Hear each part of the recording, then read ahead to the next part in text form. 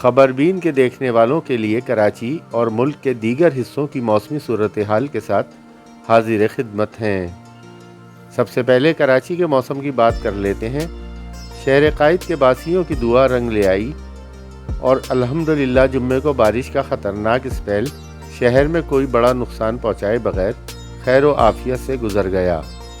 دن بھر وقفے سے ہونے والی بارش سے شہر کی سڑکوں اور گلی محلوں میں پانی ضرور جمع ہو گیا اور جگہ جگہ کیچڑ اور پھسلن پیدا ہو گئی، مگر خدا کے شکر ادا کریں کہ کراچی میں اربن فلڈنگ کی صورتحال پیدا نہ ہو سکی، ورنہ نہ جانے کراچی کے کتنے معصوم شہریوں کو جانی و مالی نقصانات کا سامنا کرنا پڑتا۔ ہمارے سندھ کے وزیر اعلیٰ سید مراد علی شاہ نے ایک دن پہلے ہی شہریوں کو خبردار کر دیا تھا کہ وہ جمعے کو غیر ضروری طور پر گھروں سے باہر نہ نکلیں۔ حکومت سندھ نے بارش کے خوف سے آدھے دن کی چھٹی بھی دے دی تھی۔ قدرت کی مہربانی اور صوبائی حکومت کی دانشمندی کے باعث جمعے کو بارش کا خطرہ خیر سے ٹل گیا۔ کراچی میں تیز بارش کا اسپیل اب تقریباً ختم ہو چکا ہے۔ ہلکی بارش اور بوندا باندی صبح تک جاری رہ سکتی ہے۔ محکمہ موسمیات نے بارش کے اعداد و شمار جاری کر دیے ہیں، جن کے مطابق سب سے زیادہ بارش قائد آباد میں 45.5 ملی میٹر ہوئی۔ محکمہ موسمیات کے مطابق DHA فیز 2 میں 40.5 ملی میٹر بارش ریکارڈ کی گئی۔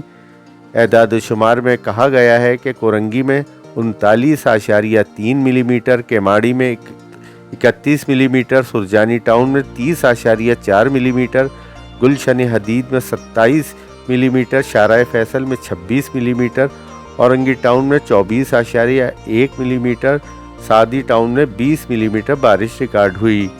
کراچی اور حیدرآباد میں تیز بارش کے علاوہ شمالی علاقوں میں اب برف باری کا سلسلہ بھی شروع ہو گیا ہے۔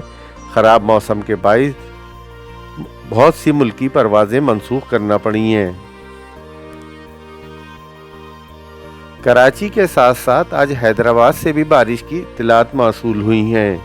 اب بات کر لیتے ہیں شمالی علاقوں میں برف باری کی۔ گلیات کے بالائی چوٹیوں پر برف باری کا سلسلہ بدستور جاری ہے۔